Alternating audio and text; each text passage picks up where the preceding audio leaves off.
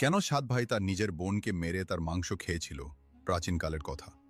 একটি গ্রামে একটি পরিবার বাস করত, যেখানে ছিল সাত ভাই এবং তাদের একটি বোন। তাদের মা বাবা খুব অল্প বয়সে মারা যান, তাই ভাই বোনেরা নিজেদের কাজ নিজেরাই শিখে নেয়। সাত ভাই তাদের বোনকে খুব ভালোবাসত। বোনও তার প্রিয় ভাইদের জন্য সবসময় যত্ন নিত। এভাবেই দিন কাটছিল। একদিন সাত ভাই শিকারে গিয়েছিল। সন্ধ্যা হয়ে আসছিল। বাড়িতে বোন তাদের জন্য খাবার তৈরি করছিল। শাক কাটতে গিয়ে হঠাৎ ছুরির ধারে তার আঙুল কেটে যায়। রক্ত ঝরতে থাকে। প্রথমে সে ভয় পেয়ে যায়, কিন্তু নিজেকে সামলে নেয়। সে ভাবল ভাইয়েরা জানলে চিন্তায় পড়ে যাবে, তাই সে ঠিক করল এই কথা কাউকে বলবে না। রক্ত মুছতে গিয়ে সে তার ওড়নায় রক্ত লাগিয়ে ফেলে, কিন্তু ভাবল ভাইয়েরা যদি লক্ষ্য করে তাহলে বুঝে ফেলবে। অনেক ভেবেচিন্তে সে তার রক্ত মুছে ফেলল সেই শাক দিয়ে, যা দিয়ে সে রান্না করছিল। সন্ধ্যায় যখন ভাইয়েরা বাড়ি ফিরল, বোন সবার জন্য খাবার পরিবেশন করল। সেদিনের শাকের স্বাদ এতটাই অপূর্ব ছিল যে সাত ভাইয়েরা আঙুল চেটে খেতে লাগল। তারা বলল, বোন, আজকের শাক তো অসাধারণ, এমন স্বাদ আগে কখনো পাইনি। বোন তাদের প্রশংসা শুনে মুচকি হাসল। সে ভাবল, ভাইয়েরা খুশি, এটাই যথেষ্ট। কিন্তু গল্প এখানেই শেষ হলো না।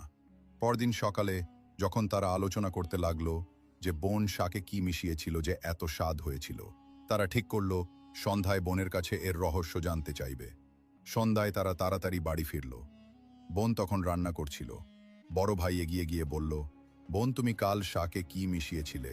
এত অসাধারণ স্বাদ কিভাবে হলো? বোন প্রথমে কথা গোড়ানোর চেষ্টা করল, কিন্তু বড় ভাইয়ের বারবার জিজ্ঞাসায় সে সত্যিটা বলে ফেলল।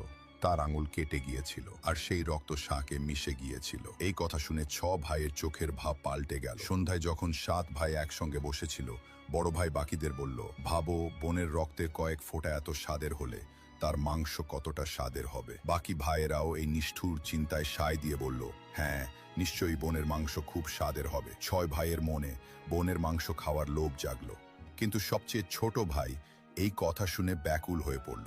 সে ভাবল, কিভাবে কেউ নিজের আপনজনের সঙ্গে এমন ভয়ঙ্কর কাজের কথা ভাবতে পারে। তখন বড় ভাই বলল, কাল আমরা বোনকে বিয়ের প্রলোভন দেখিয়ে জঙ্গলে নিয়ে যাব, তীর মেরে তাকে মেরে ফেলব, তারপর তার মাংস খাবো। সবাই এই কথায় সায় দিল, কিন্তু ছোট ভাই মনে মনে খুব অস্থির হয়ে পড়ল।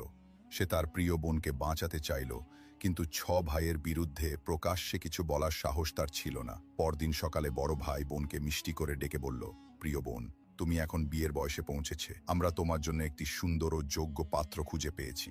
আজ আমরা তোমাকে তার বাড়ি দেখাতে নিয়ে যাব। তৈরি হয়ে নাও। বোন এই কথায় খুব খুশি হলো। সে নিজের সংসার গড়া